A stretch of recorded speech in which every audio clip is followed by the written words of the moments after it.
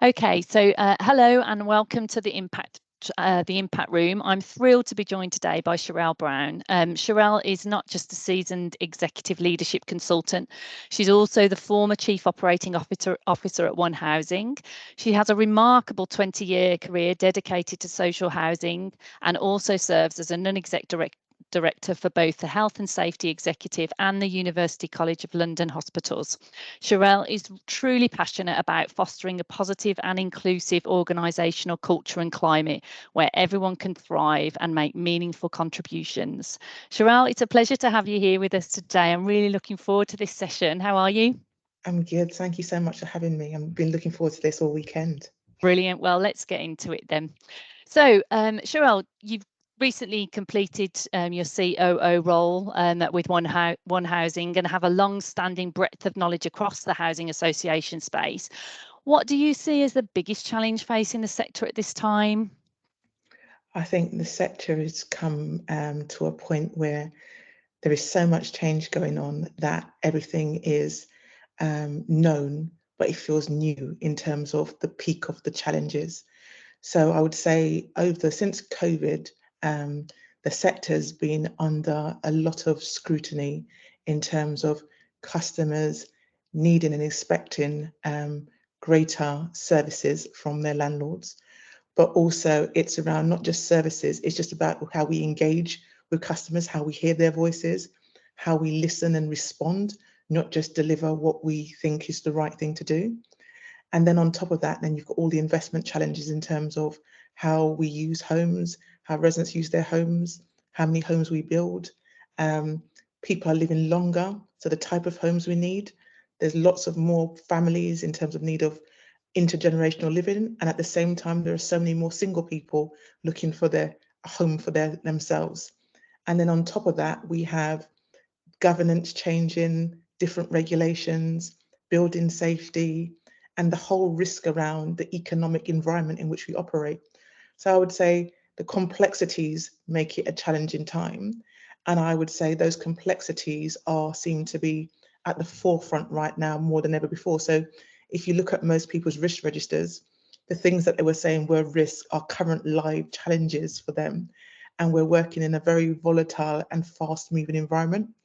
So, when I started housing 20 years ago, I'd say all of these challenges were at some point there or thereabouts, but they're all peaking at the same time. And I would say we live in an environment where data and media and scrutiny is far more fast paced than ever before. So not only do you have to be strategic, operational, and sort of visionary for your organization, you have to think fast around how well are you communicating. And sometimes even when you're still working out what you're doing, is how well you respond to working it out. Because silence in this time doesn't hold anything other than challenge in terms of whether it be your regulated environment, your board, or your communities. Well, thank you. As you say, there's an awful lot happening at the moment, isn't it? And it's sort of like the perfect storm seems to have come to the sector for sure. And I mean, I know when I talk to and work within the space, there's so much goodwill, I think, from the people, isn't there? And to your point there, even if everything's not perfect, so much can be done by trying to do the right thing. Do you, and I think that's very true of the purpose-driven sort of space that you obviously are in, and many of the people feel like that, don't they, in the sector? I get the opportunity every day to work with amazing people with great ambition and great dedication. And, if it was for heart alone, we would crack all the problems because there are people who really, really want to make a difference, whether it be, for the communities, whether it be for the fact that they grew up in social housing, or whether they just believe in the cause. There is so much passion in what we do. However, what we also need is logic and challenge and diversity of thought, diversity of skill sets. We need new ways of doing things. We need to lean into digital. We need to lean into data. We need to lean into being analytical. So you have all of your soft skills, which make the sector the thing that people, their hearts are in. But our minds need to elevate into how do we problem solve and how do we create new solutions for long-standing challenges. My dad's got this saying that he says to me all the time when I was younger: if nothing changes, nothing changes. And I used to think, what was he talking about? And actually, that is where we're at the moment. We need significant change to long-standing challenges, but then we need creativity of thought, and we need to be able to have all the people with different insights around the table thinking and dialing up their strengths to come up with the solutions. And sometimes I just think the sector is very driven on, the singular. We need to improve our assets. We need to, we need to provide more homes. That's great.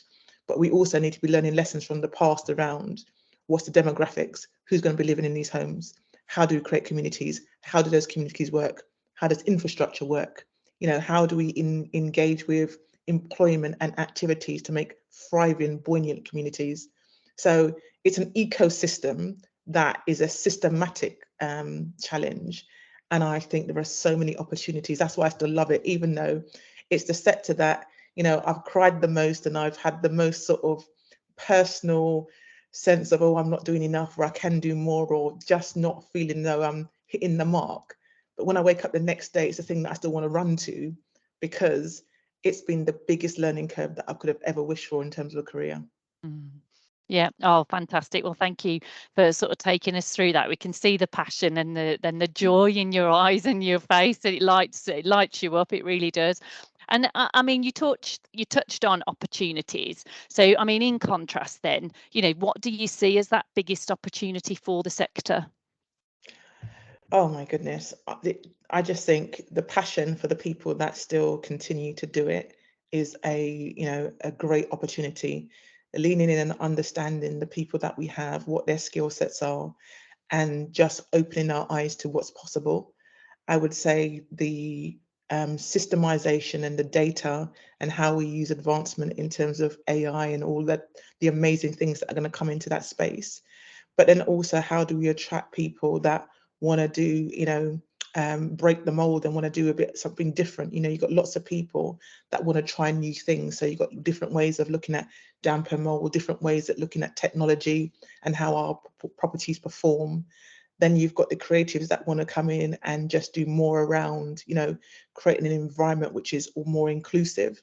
So I think the opportunities are in people, I think are in systems, and it's using the information that we already have in a systematic and intelligent way to lean in onto the things that make us good in terms of our emotional appetite, but really pinpointing it to do some great stuff. So in my non-exec work, in terms of work with a lot of clinical people, that to me is where it's transferable. In terms of the hospital is full of passion, but when you see the sense of detail when it comes to some of the equipment or some of the systems or some of the things that they do in the technology, or leaning into universities for learning, there's so many things that we can do. But housing is one of those things that needs a long-term plan. And I think it's about how we create a long-term plan for something which is it changes people's lives. That's what we have to remember. Good housing is one of our hierarchy of needs. And I just think it would be sad if I couldn't think of lots of, positives around how we could inject life into what we do. Thank you.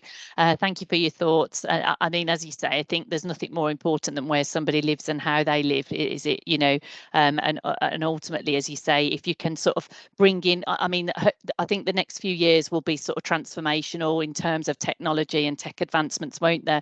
And, you go to different places and events, and you always hear the same fearful questions. People are worried about what if, when will it remove our jobs, and if this happens or that happens. But I think, as you say, if you can take the emotion and the want to do good and do the right thing, and use this to sort of take away all the sort of, I think things that perhaps we don't do so well or bog us down, and then use that creativity, that space in our minds to really creatively think of these opportunities and solutions which we're not maybe considering at the moment. I think that's the real win, isn't it? That's the real opportunity, Chyrel.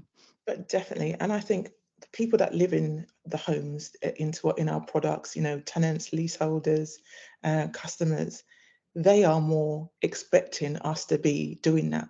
They come with greater expectations because they've got know-how too. There is the days of I'm grateful for my property and I'm never going to engage or communicate, or I live in this property and I don't have access to information or the internet or chat boxes myself and be looking at how to better inform my complaint or better communicate myself or get people to advocate on my behalf. People are no longer passive. So as a sector, the opportunities to be proactive and leaning into it rather than being scared of that voice, I think that's where we need to get to. Yeah, great. So, I mean, it's come across already, but you're known as someone who gets things done, and you're already transitioning to, what will be a truly successful portfolio and non-exec director advisory career, I know. So what do you think are the biggest differences, would you say, with a corporate career versus that portfolio career? Right now, I'm learning that in terms of a learning curve myself. So in my executive days, I would know what I'm doing in advance. My diary's micromanaged myself to every minute. So you go from Teams meeting to Teams meeting. You have to create. If you're not disciplined, you don't get that thinking time, that reflective time, that learning time. You kind of learn on the job. You roll into it, and you energize yourself as you go along. And I think sometimes you take for granted that your networks and your systems around you and you can absorb information and your learning is continuous.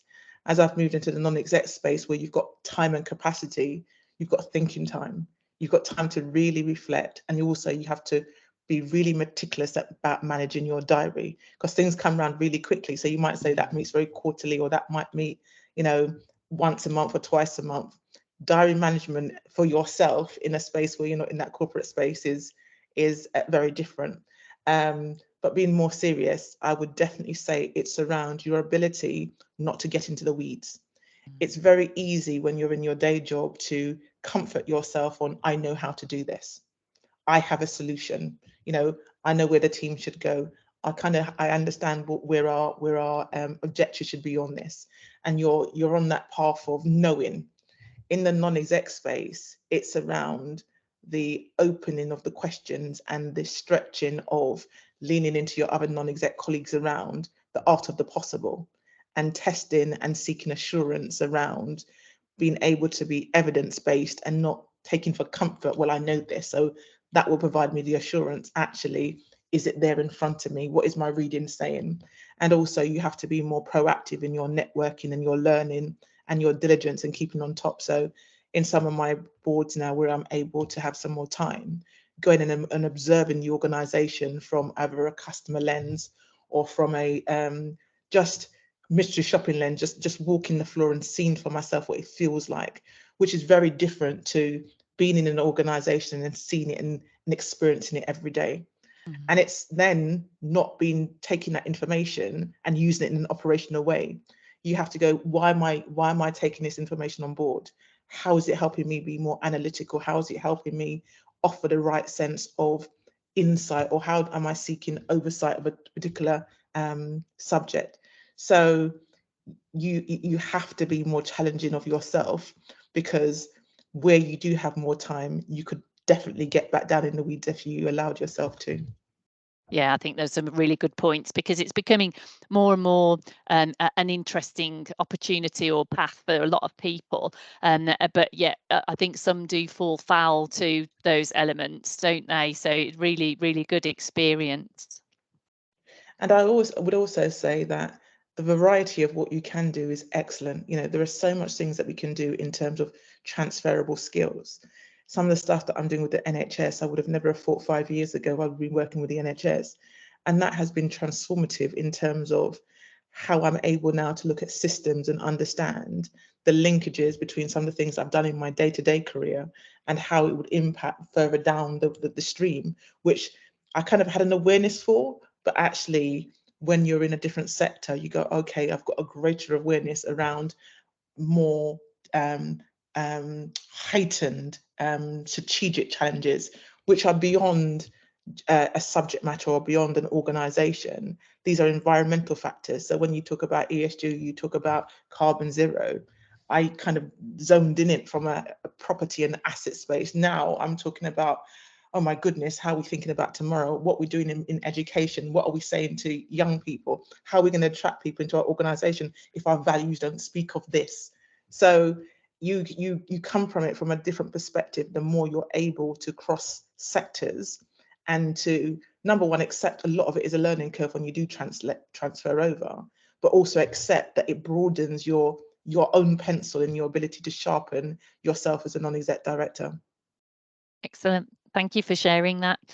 So, I mean, we talk a lot about diversity, and there's a clear issue, not just in housing associations, but across the business world when it comes to underrepresentation, especially in the boardroom. So, I mean, you know yourself, the findings. You know, there's only 1 in 4 sort of C-suite leaders are women of colour, at 1 in 16. What do you think can be done to sort of, you know, attract, but not just attract, to retain these individuals? And especially, we seem to be losing so many at a mid-management level. Chyrel, what are your sort of thoughts in that regard? I would say on my journey, representation matters. So, but not just representation, it's around, I would say I call it being bilingual. So when you're in a boardroom or you're in an exec space, there are commonalities, or there's common language, or there's common networks, or there's common themes that people just take for granted. When you're walking into a space and you are the other, you are trying to find commonalities. And sometimes those are not sort of naturally in front of you. So I give you an example. I remember going into one of my first board meetings, and people were talking about going to the theatre and watching this thing. I was thinking, what are they talking about? What are they talking about? What are they talking about? Thinking that I'd missed something in the papers or I'd missed something. But this was just general chit chat. So I just think for me, what I failed to first grasp was around your network gives you access not just to opportunities in the workplace, but understanding about social things that are also informing discussions and social norms that play out in a boardroom or play out in an executive space.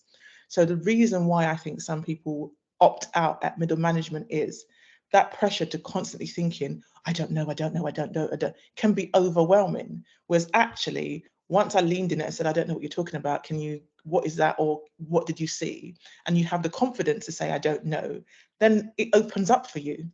And people generally, on most of the time, do not know that those things cause some level of anxiety because you're just thinking, this is not my norm. So I would say it's not just about providing routes into it. It's around being able to learn all of the social etiquettes and all of the language and the experiences. So observation, so for example, I'm a firm believer making room is around getting women and middle managers, women into the room to just observe the working of the governance community, seeing it for yourself, because the mystique, the thing that you create in your mind sometimes is so big that when you walk through the room, you're so over prepared, you're then frightened to even engage at a level because you're thinking, did I miss something? Because you've talked yourself into this being a gigantic green giant, whereas actually it's a normal standard meeting which you've probably had access to on your way up. But in my mind, I turned it into something which was far more austere than it actually was. A second thing is around coaching and mentoring. You know, reverse mentoring or coaching is really, really, it helped me greatly. Being able to talk to somebody that's walked the path, even if they're not of the same demographic as you, who is able to be open about the highs, the lows, the indifference, the joys, the disappointment. Because once again, the seeking for perfection and thinking that you need to be excellent at all things to get in the room and stay in the room is I would say, a deficit of, for myself, in terms of, if I think about how long it took me, my strive for perfection was my biggest disadvantage in getting there quicker than I did. And another thing is, as a Black woman walking into the room, I sometimes felt that I had the weight of the world on my shoulders. If I said the wrong thing, will they have another Chyrel back in the room? If I said or didn't be exceptional, would they give the next Chyrel a chance because the judgment was based on me? Was actually, I can't speak for every other Black woman. What I can do is do my best in the moment. But it's that weight of the world in terms of wanting to prove that I could be good in this space and therefore give somebody else a chance because I'm good at this space. Actually, it's the organization and the system that should be thinking, how do we make more of this rather than being a burden on my shoulder? So I would say talking openly around what you do behind the doors of a boardroom, what you do in an executive team, what do the papers look like, what is governance, what is assurance, all those things that you think are mystique. That's how you get more people, by demystifying the whole infrastructure and the whole hierarchy of leadership. Yeah, really great point, those. And it's just pulling back that veil, isn't it? Because isn't everyone faking it?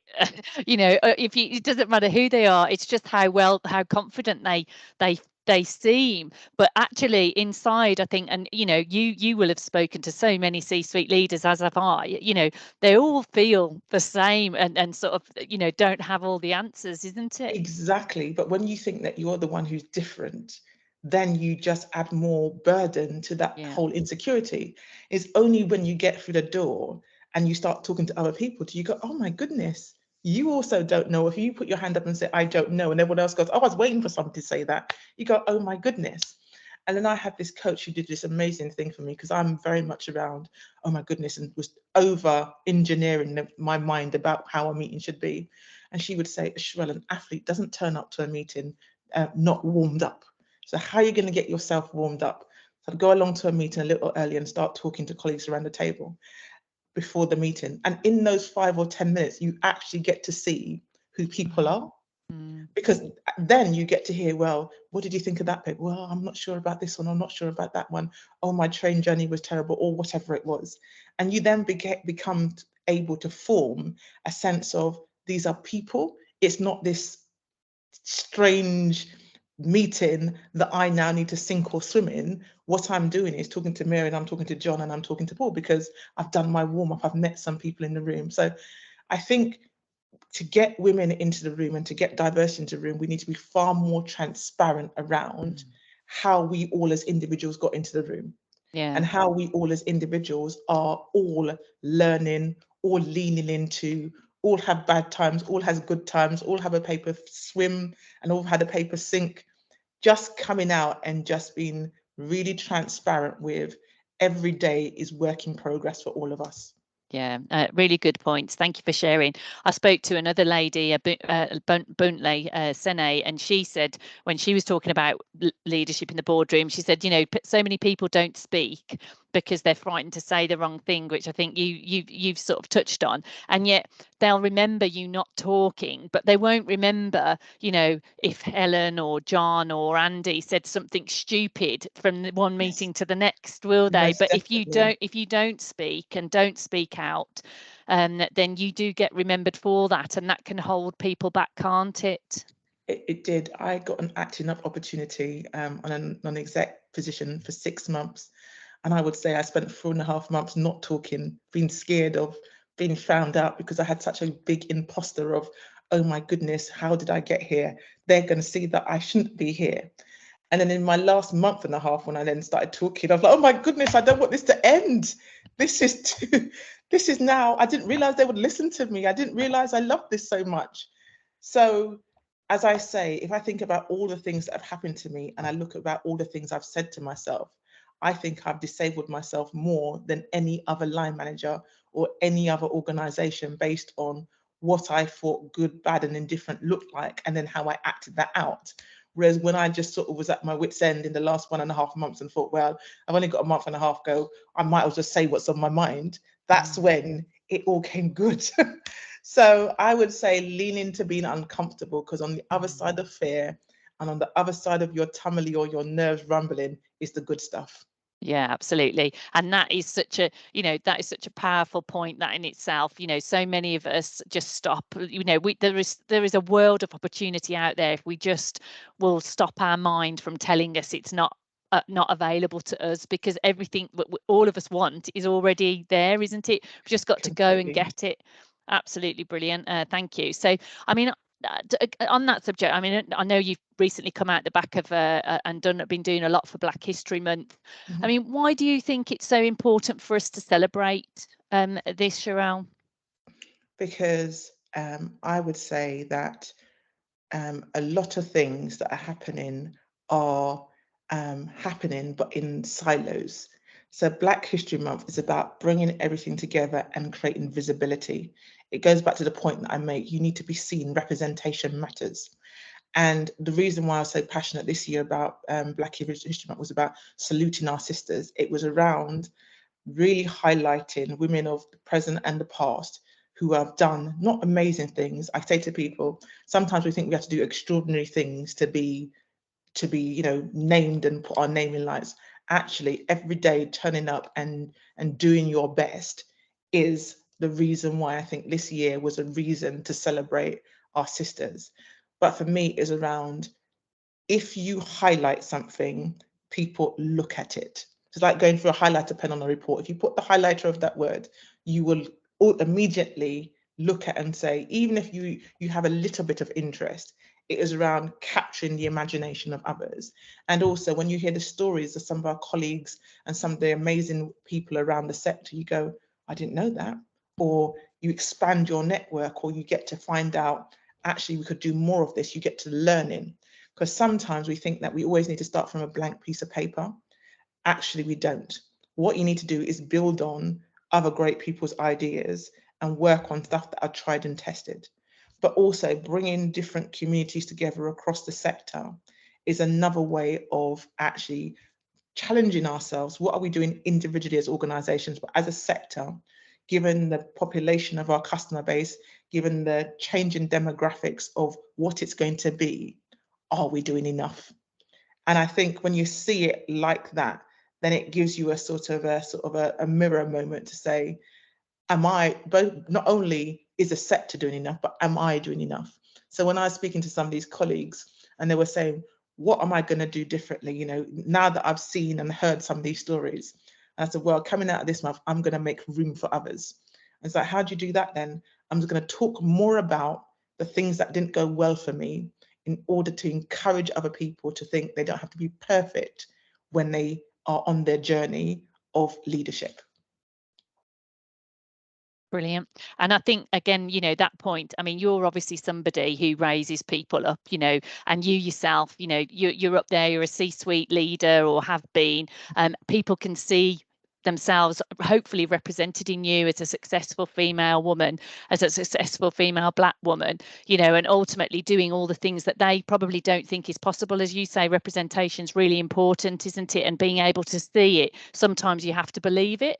But Exactly. just going back to that other point that you made, again, you know, just asking yourself and faking it, you know, or dreaming it and sort of doing it, and just, you know, as you say, those big things, they come from lots of little things, don't they? Just a tiny little thing every day. Those incremental improvements can achieve so much, can't they? I have this analogy because I love my analogies. I say to people that if you collect one pebble and every day you add to that, you'll be sitting on your own beach. Yeah. It's easy to do the one thing. So I've got post-it notes on the back of my door reminding myself, just smile today, find an opportunity to smile, find an opportunity to do something different, find an opportunity to do something that scared me. Yep. And then at the end of the week, put in a jar of things that went well, because we always remember trying something and it not going so well. Yeah. So we bank, I'm not ready because I tried it and it didn't go well. Was actually at the end of the week, if you're putting stuff in the jar that went well, that is your beach. Because even if you don't remember what the words are, the jar alone with the screwed up bits of paper will remind you that every day you're adding to making a difference. And I think this, as Black women, especially in my household, I was told about, you know, you have to work 10 times harder, you need to try a little bit harder. You know, my mum would say, an empty barrel makes the most noise. So don't talk about things which are irrelevant. You know, you talk about the things of substance. So when you go into the workplace and people are talking about, well, I did this and I'm like, I've got nothing to say because there's no substance. I was underselling because I'm waiting for the big ticket item. Whereas actually now I've got my little jar of just screwed up pieces of paper. It's not the big moments that I remember, it's the fact that I'm building small things that remind me that I turn up every day and I'm trying. And even in my fails, I went to bed and I woke up the next day thinking, well, I didn't think I was going to survive yesterday, but I have. So I would just encourage any woman of color to not be so hard on themselves. I talk about this always, being kind to self and thinking about of all the feedback that you get from line manager or 360 feedback, compare that to what you say to yourself. And if your own voice is more challenging than that, you need to turn down the radio. Yeah. Call it a little radio in your head. Turn it down. What a great advice to sort of end on, I think. But I mean, was there anything else that you would like to add before we do close out? I would just say that my 20 years in social housing has transformed who I am as a person. And I would encourage anybody who wants to volunteer in this sector or wants to enter the sector or wants to transfer their existing leadership skills into this sector. It is the place that will transform who you are in more ways than you can ever imagine. So I'm a bit on a bit of a recruitment drive for the sector right now, but I genuinely believe that to make it different, we need different voices and different people. So if anything I've said in this conversation makes you think, let me give it a try, you don't have to work. You can be a non-exec in the space. You can do so much to change the destination or to help us deal with the current challenges, or you might be able to come in and give us the the answer to all the things that we've been waiting for in the last 100 years. Just please engage in this business. Fabulous. Well, I mean, you're a great role model and a great advert for the sector as well, Chyrel. And I've really loved learning from you and hearing from you. Honestly, I could just have kept asking you more and more questions, but I know we've got an allotted time slot, and we've already gone over. So thank you so much. It's been a real joy and pleasure. And I look forward to hearing more from you. And I'll pop all your contact details, so if anyone wants to get in touch, if that's okay with you yourself. Oh, most definitely. Thank you so much for having me today. Thank you.